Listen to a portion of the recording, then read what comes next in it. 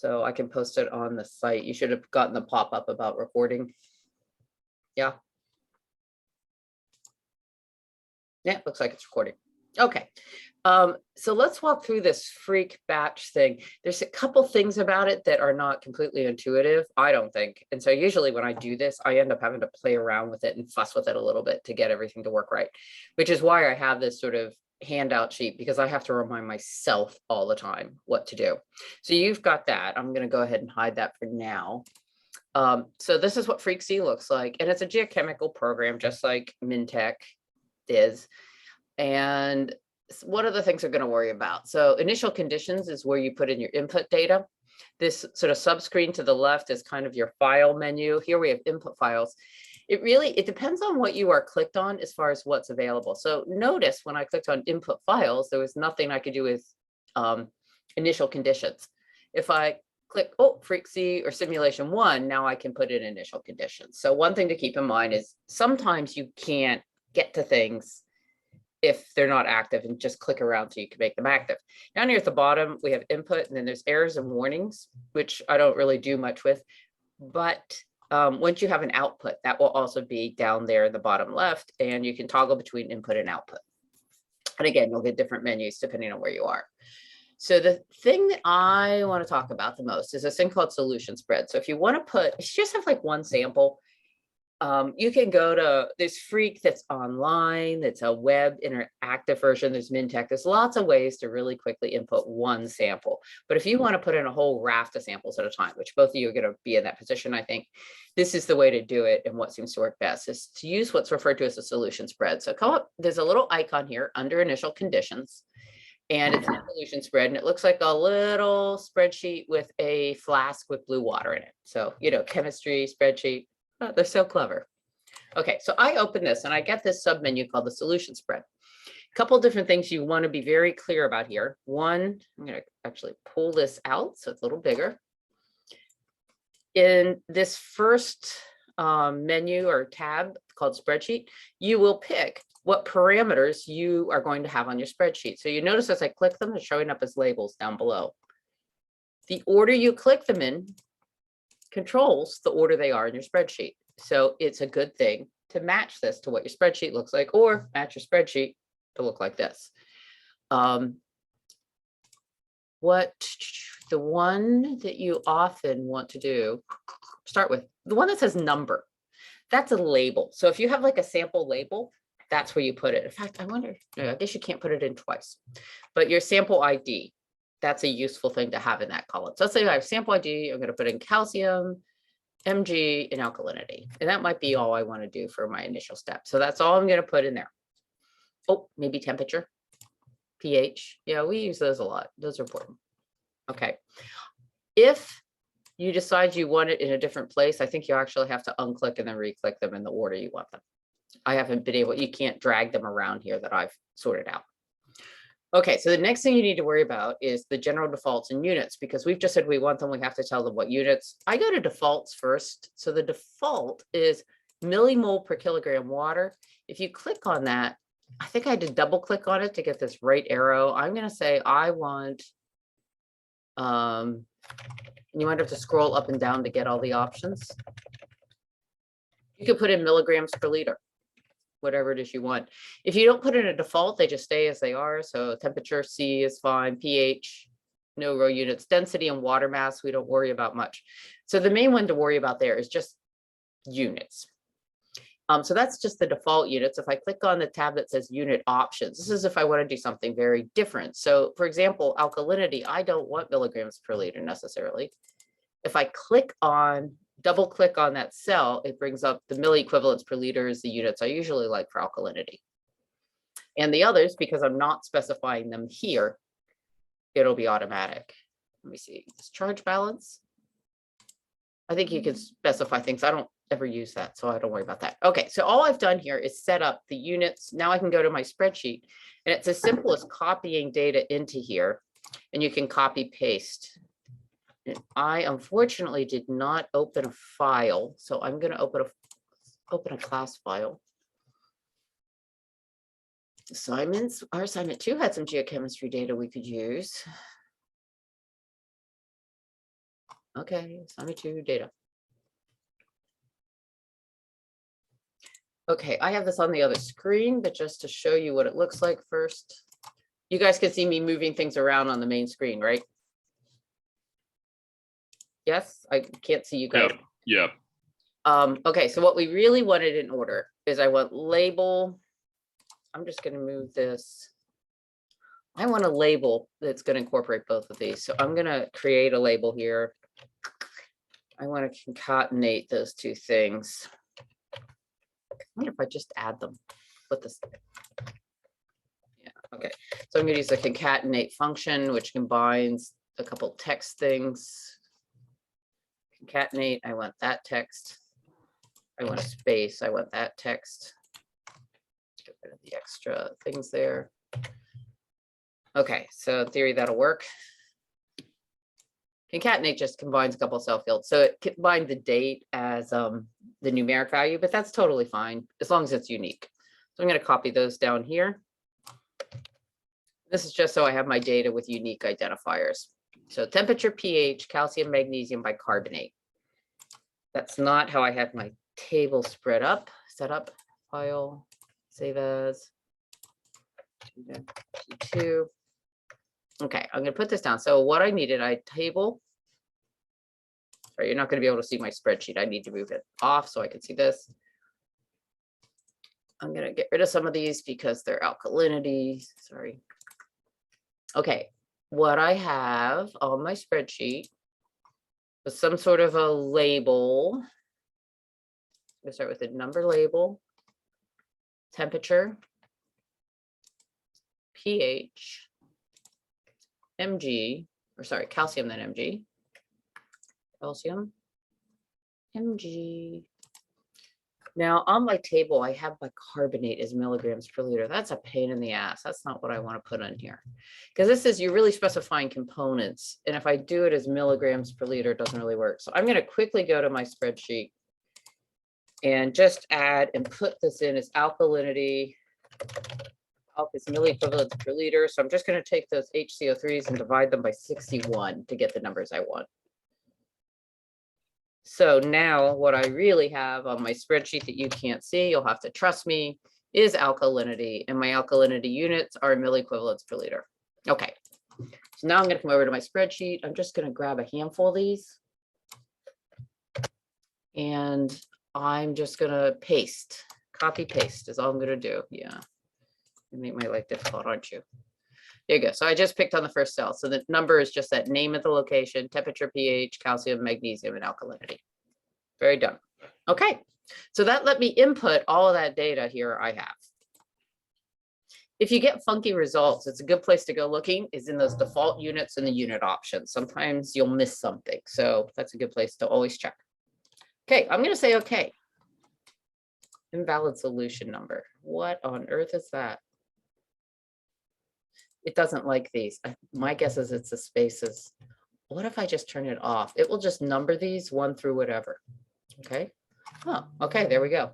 So there's the solution spread and it's going to show it up. And if I come over here to the left, I can click on solution spread, simulation, Phreeqc, whatever I want to do. Okay, so now I can run it. And I'm just gonna, I've clicked on the Phreeqc. I'm just gonna say run and see what we get. File must be saved before it can be run. Fine. We'll say test file, parsed. It puts it in my document folder, fine, whatever. Okay, dismiss. And it ran. So down at the bottom here in the lower left, you can see I now can toggle between input and output. So let's look at the output. So it starts with what was the input file, output file, all that stuff. It gives you all the input data.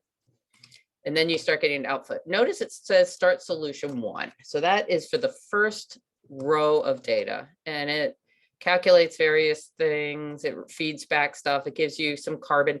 That total CO2 is not the CO2 you want. So ignore that. Charge balance error, number of iterations. So anyway, all that data is there. The next here set is distribution of species. So it'll go through. The nice thing about this that Mintech doesn't do is here are all the carbon species you can see under C4. And it gives you the total carbon species, and then it gives you the speciation. So remember Mintech, when you wanted to know the total carbon concentration, you had to add up those species, whereas here it will do that for you. So that's a nice thing about Phreeqc. Extracting your data out of this, if you're good in R, you can do it easily, but I'm going to show you an easier way. Down here, we have the next set of block information, saturation indices. So it gives us all the saturation indices. Notice it gives CO2. Okay, so this is screwy. It's not a saturation index of CO2.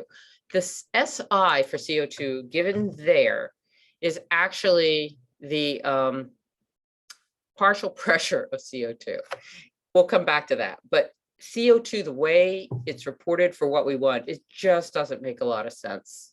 So the CO2 gas, or maybe it's the log values log. Anyway, we'll come back to that because clearly we need to be clear on that. So then we start solution 2. So you can see what the data looks like in the output. If the tricky bit is now you've got to extract your output from this, which is not that easy to do unless you're good with text editors. And by the way, feel free to interrupt and ask questions. I just have Phreeqc on my screen, so I can't see you. So if you just wave your hand or do something, I won't be able to tell. So just interrupt if you want to. Okay. Okay, so let's say I want this in a simpler format, which clearly would be helpful for exporting. I need to set up a export file. Now, one of the things up here is you don't see any options for printing. If you come up to view on top, you'll see toolbars, and there are more toolbars you can choose from, like thermodynamic values, which I don't have up. But the one you probably want to turn on, if it's not on, is print and numerical methods. So that's what gives you output. Okay, so the option I want here, I want to look at this output function, which is a little filter symbol. Notice it's not active. I have to go back to my input file to turn that active because I have to create a selected output while I'm still in input. I can't wait and do it after. So here, let me come over here into my output and say, okay, this, looking for the little funnel. So it looks like a little funnel with equals and it says selected output. So let me tell it, okay, I want to do a selected output, and you get this selected output screen, which is really kind of helpful. And it lets you go through and say exactly what do you want in your output and not want in your output. There's a lot of as is. So do you want all the input stuff, general information, pH, charge balance? You can turn them all off. You can turn them all on. Sometimes I turn them all off. If I just want a little bit of data, maybe all I want is ionic strength. So that's true. And I want to charge balance air. I actually want the air. But you can leave the rest turned off so you won't get all that. And you have to come through you can go through these menus and pick whatever you want. So what totals do you want? Maybe you want total carbon. Maybe you want total sulfur. That would not be helpful in our case. Molalities, these are for the individual species. Activities, individual species, equilibrium phases. Do you want to add any of those in this output? Saturation indices. So let's pick the calcite saturation indices. We'll just get that one. Gases. So maybe you want CO2 gas, and the others are not things we're doing right now. So I say, okay, so I've created this selected output, and you can see here on my input file, it says just these are the things I want as output. Here's the trick. Let's run this. Okay, notice output file.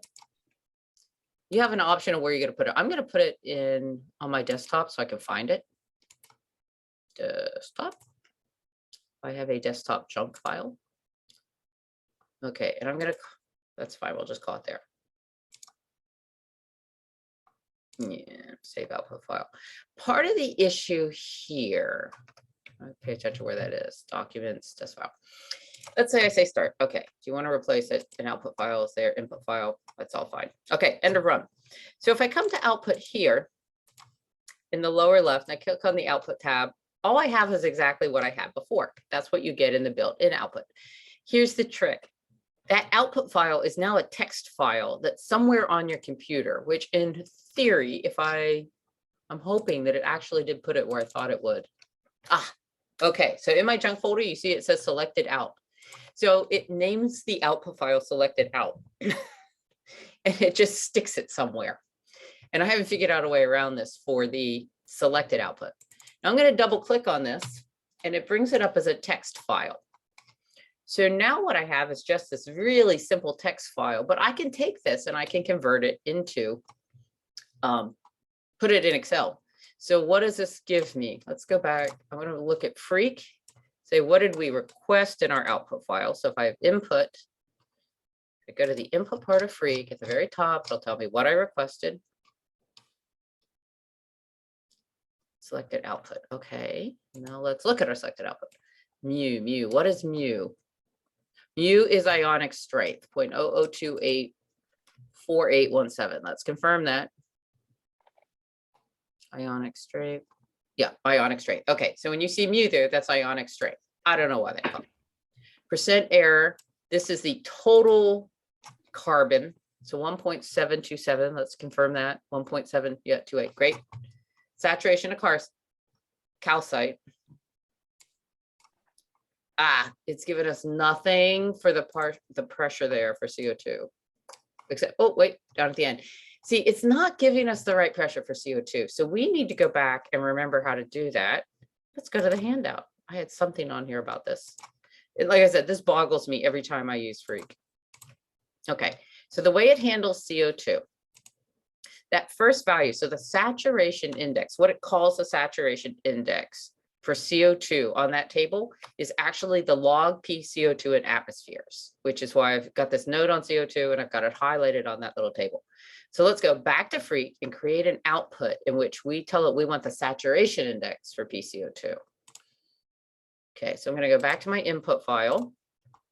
I can double click over there on that selected output on the left, and it brings up this menu again. Let's go to gases. I don't want that CO2. What I want, saturation indices, CO2 gas. Okay, I'm going to come rerun. Yeah, go ahead and replace everything. Dismiss. Now I want to go back to that selected output. It's run the new one. Yep, that's a new time. Now let's look at the new selected output. Oh, look, now what we have are actually our log PCO2s for atmospheric conditions. So this is actually and I can take this table and I can just pop it in Excel. And you can import it and parse it. You can just copy and paste it over. We could do that. Copy. Let's open Excel. Let's do a new Excel. Okay, so we decided that mu was the ionic strength. This is charge balance error as a percent. Total carbon, and that's moles per liter. SI calcite, and this is log PCO2 in atmospheres. So you can see, I mean, this is a little quirky. You need to work with this to get everything the way you want it. I'm going to insert a column, cancel, insert, sample, or yeah, sample number. And those were the samples in the order I input them. You could certainly, I think you might be able to have a text file that you carry through with your input. But now we have all this data put together. So that's the process you go through. And the reason I don't teach Phreeqc, I find that there's enough quirkiness to this that I think MinTech is easier for your first modeling experience than doing all this stuff in Phreeqc. But it's not impossible. With that handout, I think the hardest thing is making sure, like when it spits out, okay, here are the hardest things in what we just did. Recognizing what really is the PCO2 that you're looking for. Okay, but you've got that in the notes and example. So I think that's a tricky part. Another is making sure when you navigate around in Phreeqc that you select the right things to get the right menu options. And that's just sometimes a matter of clicking around and making it work. The other is if you use the selected output, understanding that it's always going to save it to the exact same file name, and it's going to put it somewhere that you got to go hunting for it, pull it out, and then you can work with it. And, you know, none of this is really difficult or insurmountable. You just need to know that that's the way it works. So I don't use this all the time, which is why I periodically have to remind myself how to do this and why I have the cheat sheet. But that's okay. That's why it's there. Okay, questions from you guys. Is this, you think you can follow this through and sort of make it what you want it to be? Overall, yeah. I mean, I think it's just going to be a matter of also just being able to look back at the recordings and just build it from that step by step. I think with that, it'll be laid out clearly enough. There's incredible capacity of what you can do with this software. Yeah. So right now, Camille, who I think you guys have met on various Zoom calls, she's the grad student at Pitt I work with a little bit. Camille's been doing really very complicated kinetic modeling, ion exchange, reaction, progress modeling with Chuck Cravata. So it's almost unlimited what you can do with this, but even just getting in and running a real basic speciation, I think it's really helpful. And I think it'll be helpful for you guys in the process you're going through. So for example, Rebecca, if you wanted to plot saturation or specific conductance versus PCO2, I would make sure your selective output included that original data selected of specific conductance, and then you'll have them both on the same table together. So that'll be really helpful, I think, an approach to that. It's just a matter of playing around with these things to make them do what you want them to do. So, Dietrich, I don't know if you've tried to like download Phreeqc yet, but for Apple, you have to like bypass security. Oh, yeah. No, you might have seen that other laptop laying around on my office desk. I got a new one that I'm going to start using permanently. Because so your Mac's been. Yeah, it wasn't. It was also just more the fact of like whatever we're going to be